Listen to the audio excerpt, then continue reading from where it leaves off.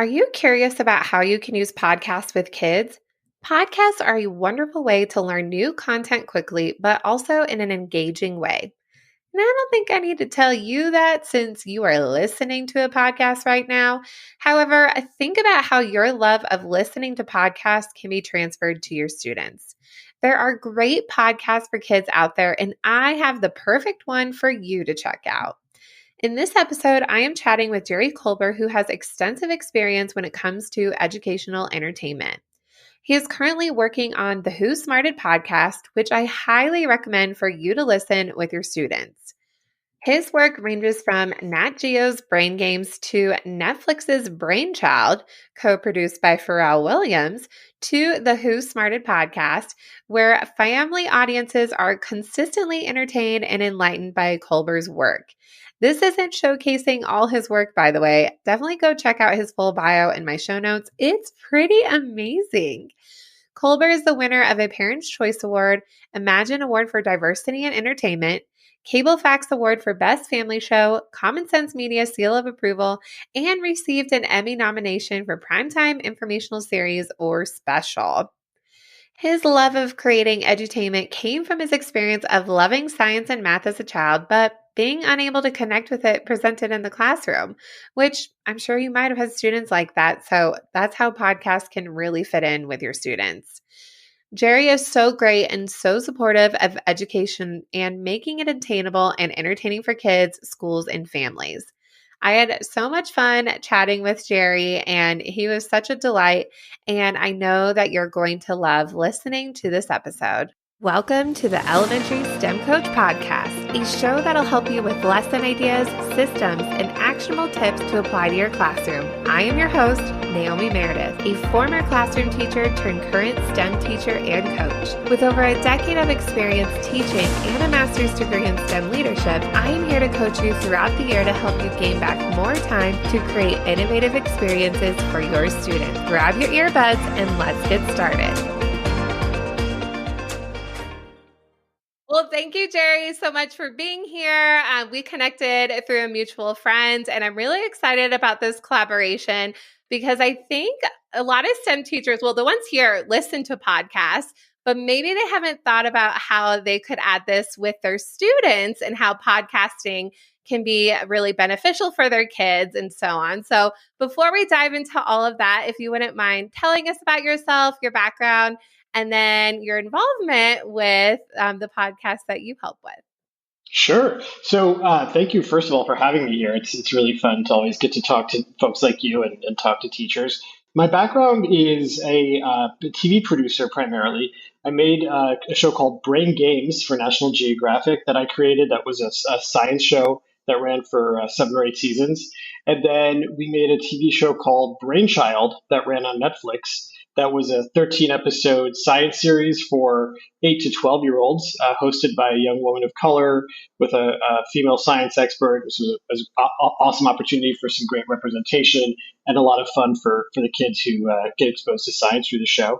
Personally, I was a very bad science student. If any of my science teachers know that, like what I do now, they would think it must be a different Jerry Kolber because I did not do well in school in science. But actually, that was kind of a strength for me because I loved science growing up, and I was always at the science museum, planetarium, and for me, it was more a struggle with connecting with how the science was taught in the classroom. And my teachers were all very good teachers. It was more an issue of just the sort of traditional way material is presented. So as I started working in TV and media and audio, I always wanted to figure out a way to basically make the show that I wish had existed when I was a kid. And so that's Brainchild, and now most recently, Who Smarted, which is a 15-minute, 3 times weekly science and history podcast for elementary school kids. And Who Smarted is the project we're talking about today. And the strength of Who Smarted is that it's short. It can be used as an entry into a subject matter in a classroom. It can be used on a car ride, and it's easy to access because it's audio. So it doesn't require a teacher to have permission to have video connections. It's very easy to use in the classroom. So it's got a lot of problems that we'd had with getting our TV shows used in the educational setting, we solved by creating an audio podcast called Who Smarted. I love like that background of that, the reason why you went the podcast route, because that is so true when it comes to the media release and all of that. It is hard Hmm. for us to get subscriptions as teachers. Hmm. At my district, YouTube is blocked. So I have to unblock it as a teacher and I can't have students access it. So I think that's such a smart route and such definitely with the increase of podcasts anyway. We might as well get kids listening and engaging. And I love how you said that you created something that you wish you had as a kid. And I feel like a lot of teachers who are in the STEM space now, that's probably how they got into STEM because that Hmm. didn't exist when we were kids. We had science, but just having more of that integration of the science, technology, engineering, math all in one. I think you would have been great at it, Jerry. I think that you would have been awesome in a STEM classroom. You would have rocked. Probably You would have, yes. yeah, Yeah, you would have yeah, loved it. I do a whole video and yeah. audio production lesson with my kids, and you probably would have been my star student. Where were you when I needed you in Miami? I Yeah, no, but this is, know. but the other thing for us, and this is a bigger issue is STEM does not get the resources and support that it should, at least in the United States, and that ranges literally from like we hear of teachers all the time who have to buy their own supplies and stuff Hmm. for classrooms, which is just that's ridiculous. And then Hmm. on the other end of the spectrum, STEM just isn't really featured in a really cool way in American media. It's always like nerdy or not always, but it's often portrayed as this nerdy thing. It's not something that's especially young women and minority kids don't really see themselves represented still as much as Hmm. they should. And then you fast forward, like think of where we're going to be in 20 years. If you don't think that technology is going to be the solution to all the problems we're facing right now, then you're like living under a rock. And so it's so important that we uh, create curiosity and potential and a pathway into these careers for every possible kid. Like it's just almost our duty as a society to do that. And so that's why we're so excited to be able to support teachers who are bringing STEM into the classroom because it's such a crucial thing to do. And it's so funny because, like to your point, it sometimes gets down to things like teachers going, "Hey, we would love to use your brainchild show in the classroom, but we're not allowed to show videos in the class, or Netflix Yeah. is blocked, or I don't have a subscription I can use." And then you go, "Okay, we'll put it on YouTube." Well, we can't use YouTube in the Yeah. classroom because it's blocked. And so, like, we always sort of drill down to like, how do we solve this problem? And it's like, oh, audio podcasts don't live on a single platform. It's just the one podcast. So a teacher can very proactively say, I'm going to play Who Smarted or one of the other, educational podcasts. And the beauty of that is then they can have a way to make these subjects entertaining and easy for Mhm. kids to get into. I think that's the biggest problem is like we're just not making it fun in media for children to get excited about STEM topics. Oh, So, you know, you're right. it's yeah, yeah. So that's why we're doing it. So yeah, Oh, I yeah, love that. And yeah. you're not a former teacher, right? No, I'm a former terrible student.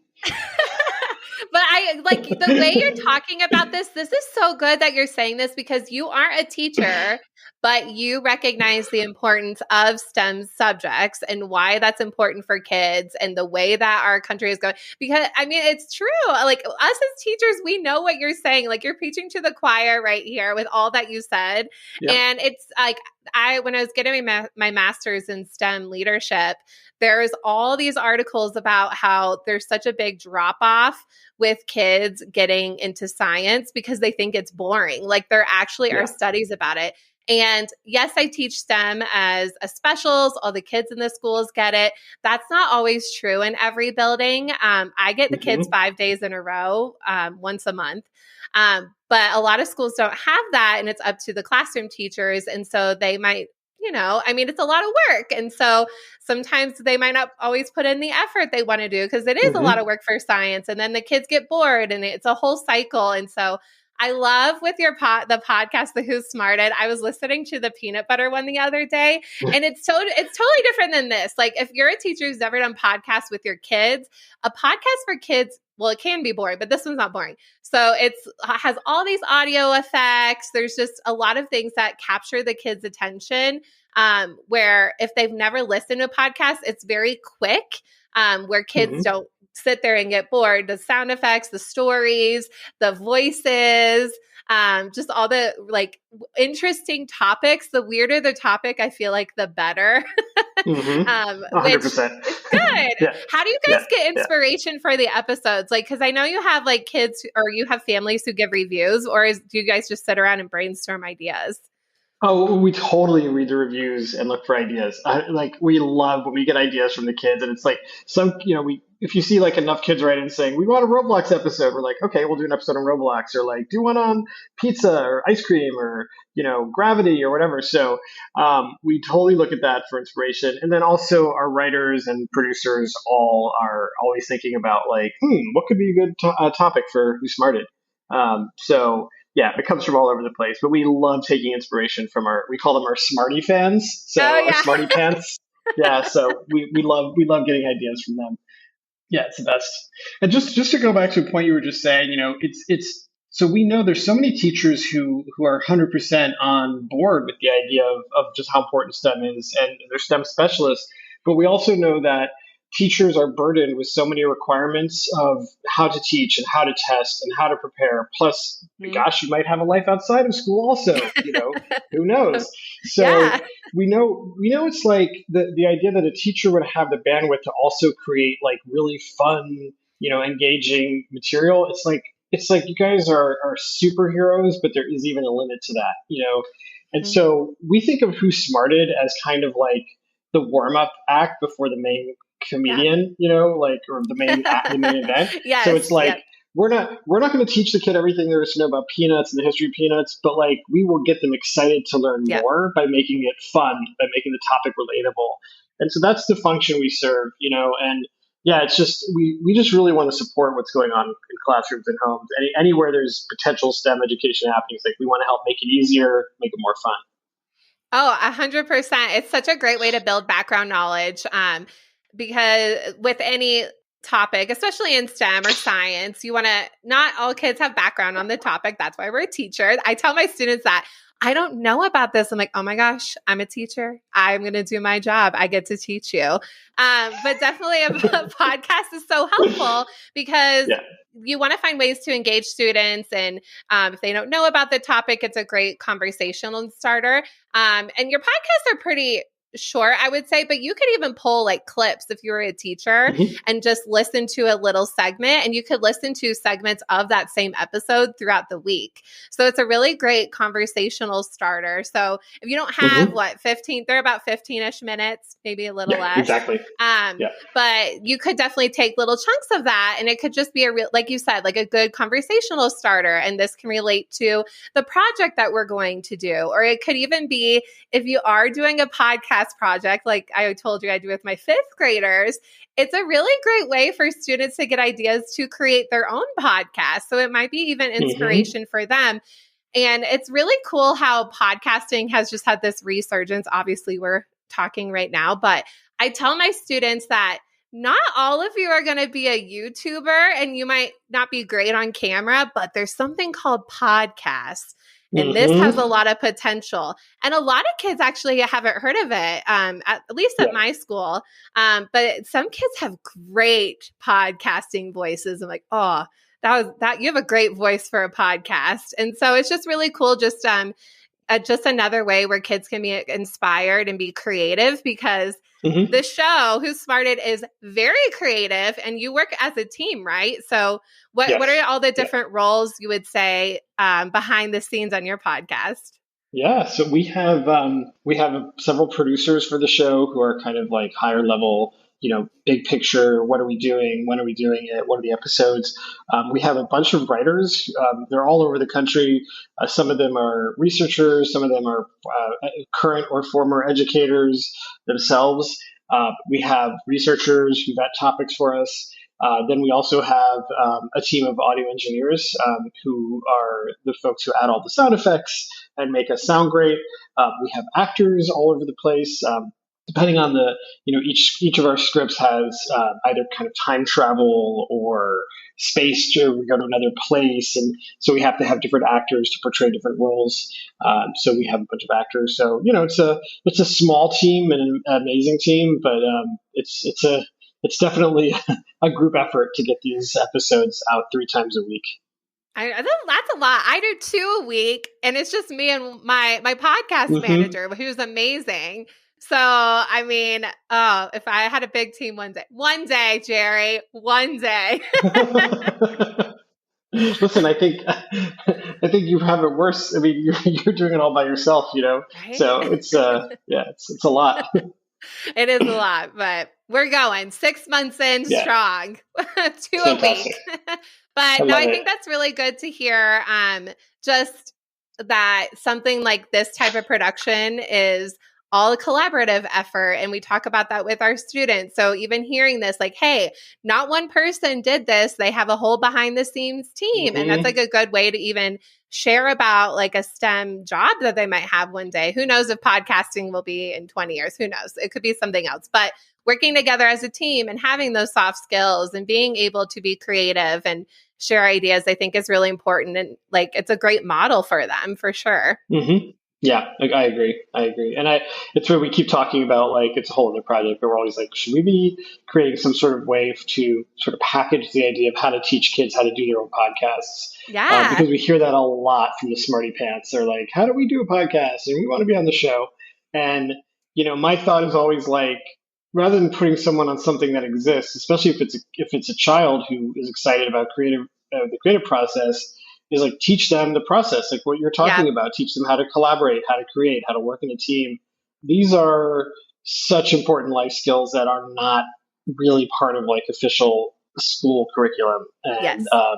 are so important. So I love that you're thinking like that. I think it's exactly the right way to think about preparing kids for the real world and Oh, real world problem 100%. solving. Yeah, yeah. Yep, that's what we're in the business of. I teach the kids Hmm. that the tools are going to change, but these soft skills aren't. And it doesn't matter if you have a STEM job, which most of you will, but you need STEM skills, and that's Yep. really really important. And because Yep. these Lego robotics aren't going to be here in like a few years, like this, maybe you might not want to be a YouTuber. It's going to be something else, but you need those skills for sure. So I think that's a really good model for them. Listen to the podcast. So, what is your favorite episode on Who's Smarted? Huh. What's do you have? Are you maybe top 3? Let's see. Favorite episode. I feel like I just listened. Like I'm going to look at my list of episodes here because there's so many. I That's like know. which of your 350 children is your favorite? Um, let's see. I just listened to one recently that I really loved. I'm going to tell you which one it was. It was the flamingos episode was really fun. We just did one last month on flamingos. I learned so many things from that episode. I did not know that flamingos basically just have a giant foot. That's like not a knee, but it's an ankle that they're standing on. Oh, Didn't know I that. didn't know Yep, that. I didn't either. Weird. Yeah, and then you know what? We just did one on Greek gods last week that I just Ooh. loved. It was all about, and what was great about it is, we do hear from the kids a lot. They want to learn about Greek mythology, Hmm. but we know a lot of kids aren't necessarily into that. So we actually set the whole thing up as it's about Marvel superheroes and how each Marvel superhero that you love relates to a Greek god, and Oh, that was that's our a way cool into it. Yeah, comparison. yeah, so it was really awesome, and then we tell the whole history of the Greek gods and the epic stories, and so it's a great intro. But yeah, that's a great example of how we take something that might feel a little dry to some kids, but we make it really fun and relatable to something they love, like Marvel. And then by the end of the episode, they all want to know more about Greek gods. Yes. So yeah. Do you guys have like on your, I haven't checked it out yet, but on your website, are there related activities? So if they listen to the podcast, are there like recommendations for activities that kids could do at home? There's some, not for every episode. The thing that we do every single episode is we put out a newsletter. It's a free newsletter Mm. called the Smarty Quiz that has little activities and follow up quizzes. And you can sign up for that at whosmarted.com. It's just the little email sign up box on there, and you'll just automatically start getting an email for free with every episode. Which is also, a lot of teachers use it as a reminder of like, oh, there's a new episode. Oh, this is a topic I want Yeah. to use. So the email newsletter is actually the best way to keep in touch with us and also get additional activities. Ooh, I love that. That's so good because we're always looking for just some inspiration. So all of this will be linked to the show notes for sure because we love all these fun ideas. We eat it all Awesome. up for sure. Great, great. Yeah, well, the fun thing about the newsletter too is each one has like I think it's 3 questions about that episode with like A, B, C, D answers. So it's a fun way to actually quiz the kids and see if they Oh paid yeah. attention, and then have like some follow up conversation. So Oh, it's that fun. is good. Oh, Yeah, well, thanks for thinking of we're all us about we're all teachers. about fun and games. Yeah, we love the fun and Yeah. games. Yeah. No, it is. It's so much fun. It like makes me giggle out loud. And I don't have my own children, but I was listening to it in the car. I'm like, this is really fun.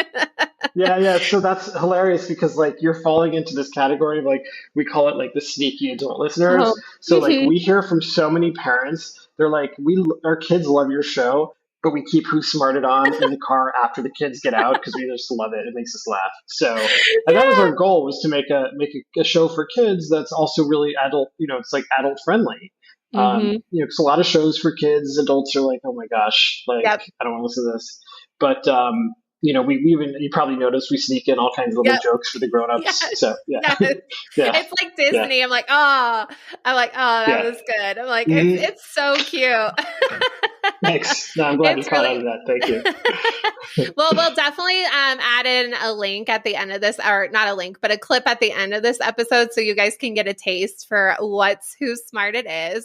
But you mentioned the Smarty quiz. Is there any other ways that we can connect with you and or the Who Smarted podcast and things that we should know about? Yeah, so we have a pretty active Facebook community, which is just facebook.com/whosmarted. We post content there all the time, whether it's upcoming contests, giveaways, information about episodes. That's great. And then, obviously the email newsletter through whosmarted.com is great, a great way to keep in touch with us. And those are kind of the two main ways. But honestly, if you subscribe to the podcast in any podcast app, you're going to get all kinds of information from us about upcoming. We do online adventures for kids, like space adventures and sea adventures. So we Cool. always talk about that stuff on the podcast. But those Oh, are the 3 main ways. Yeah, yeah, perfect. Well, I know that yeah. teachers are going to end this podcast and then go into their player and start subscribing and following the show because, especially Awesome. for when this comes out, like end of the school year, summertime's coming up. We need some ways to engage our kids. And I definitely think that this is a great connection and definitely a learning tool that should be implemented with kids because we teach them how to read so we can teach them how to listen and engage in audio content. It's such a hmm valuable skill. So, Yeah, absolutely. The last thing I would say about that is we've read and done some research that really shows that when kids learn from audio, they actually are able to comprehend at a grade level 1 to 2 grades higher, which hmm you're hmm nodding your head Yep, yes not in because you my head. definitely know that Yep. already.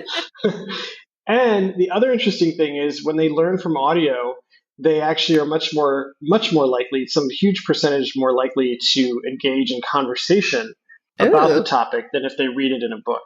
So we just like to tell teachers this. So if anyone's like, well, why are you playing a podcast in your classroom? It's like, well, because the research shows if they're going to comprehend Great. more, engage more, and learn more. So, Hmm. it's just a great little piece of information to have in your back pocket. It's so true. We do read aloud, so might as well amp it up with a podcast, have some podcast hmm time.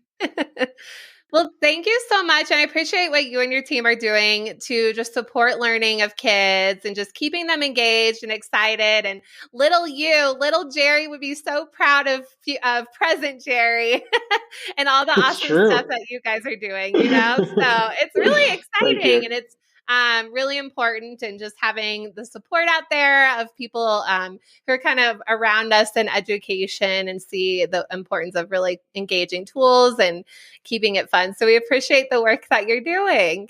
Thank you, and we so appreciate the work you and all the teachers are doing. It's often thankless, but just know we there are many people who are grateful and really appreciate everything you guys are doing. So thank you. Thank you. We appreciate it. Well, thank you so much again for being here, and we can't wait to listen to the clip from Who Smarted. Awesome. Thank you, Naomi. Did you tell them 1 out of every 5 or 20% of all mushrooms are dangerous to eat? Oh, in fact, I just... And that there's another 20% you can eat but aren't very tasty? Overall, only about 4% of all mushrooms are both edible and tasty. That's what makes mushroom hunting such a challenge. Of course, some smarty pants might be thinking, all mushrooms taste yucky. Ew. But have you really given them a fair shot? But hey, before we can even think about eating them, we need to find them first. Thank you so much for listening to today's episode of the Elementary STEM Coach Podcast. I would love to connect with you over on Instagram at NaomiMeredith_ or send me an email to elementarystemcoachpodcast@gmail.com. Also, make sure to check out my website, NaomiMeredith.com, to see all the show notes from today's episode and shop my K-5 STEM resources. Any questions you have, needs for resources, or ideas for episodes, get in touch. I'll talk to you soon.